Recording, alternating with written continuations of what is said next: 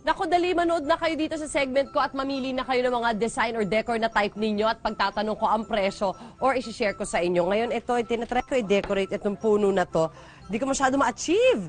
Ay, pero parang ito yung bet ko, medyo makahoy-kahoy eh. Uy, pero ito paandar. Grabe naman itong nasa likod ko.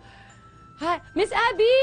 Hello, good morning, Miss Abby. Eh, kaya naman pala, ang ganda ng pagka-decorate dahil ikaw mismo ang gumagawa niyan.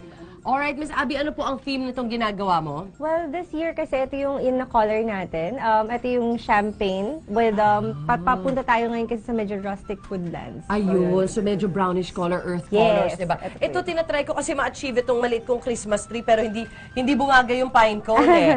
So ito yung rustic na, na sinasabi mo, or within na theme na type Yes. na uso ngayon. Opo. Alright, ano yung mga elements na meron dito? Well, kasi pag woodlands kasi basically kailangan natin syempre ng mga wooden elements. Yes. So, meron tayong mga, ayan, mga Ganda. kakakahuyan. So, Meron din even- tayo pine cones. Yes, ito, to. Yan, Yes. mga ganyan. Tsaka, ano po, kasi di ba yung usual natin na plain lang na Christmas tree, para medyo kakaiba, nilagyan natin ng mga snow. So, snowy trees yan. Alright. So, ito ngayon, paano pag kunwari nagtitipid? Tapos, syempre, alam mo nun, para maging full theme ka, malaki talaga yung gastos. Meron ba mga items dito na pwedeng ako na yung gumawa? Pwede naman.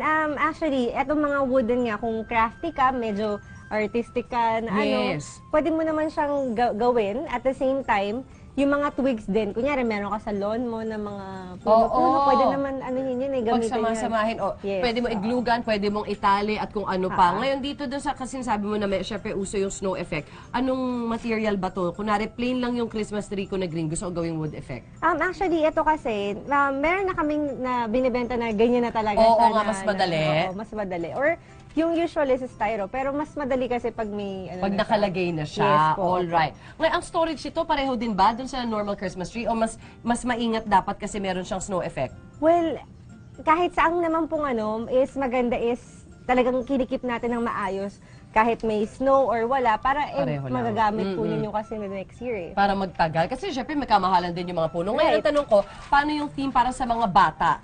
Ang hirap pag may ganun, hindi ka makapag-decorate ng maayos actually. Ano bang bagay na theme sa kanila? So we have this mga gingerbread candy canes. So yan. Yan yung mga, Anong material to, Miss Abby? resin po. Resin. Magaan lang kasi siya eh. Opo. Oh. So talagang pwede mo siya isabit sa puno, hindi ka mag-worry. Or pwedeng sa lamesa lang siya. Yes po. Kasi pag mabigat po yan, baka tumabingi yung Totoo, yung ang puno tumabingi Opo. o pag nataabig ng bata ay mababasag. Yes po. Alright, so ito meron kayong idea pag kunwari, lalo na pag mga new parents, di ba? Right, Tapos opo. bet na bet talaga, na feel talaga nila yung kiddie theme ng kanilang bagay. Ngayon, eto na syempre, yung ibang tao, lalo na yung mga nagtitipid din syempre, yung mga classic yung pinupuntahan nila, pero para kumbaga every year, konting tweaks lang, magagamit pa rin nila. Ano pa rin yung ating mga classic na Christmas themes? Opo, syempre, ang classic natin, di mawawala ang red. Alam niyo yan. And ang mga Red and gold. green. Green, Gold, yan. yan. Yan yung mga natin. Pero alam mo na notice ko, Miss Abby, yung mga gold ngayon, parang hindi siya masyadong sobrang deep yellow gold. Parang lighter yellow sila, no? Right, oo. Alright. Kasi ang gold natin ngayon is,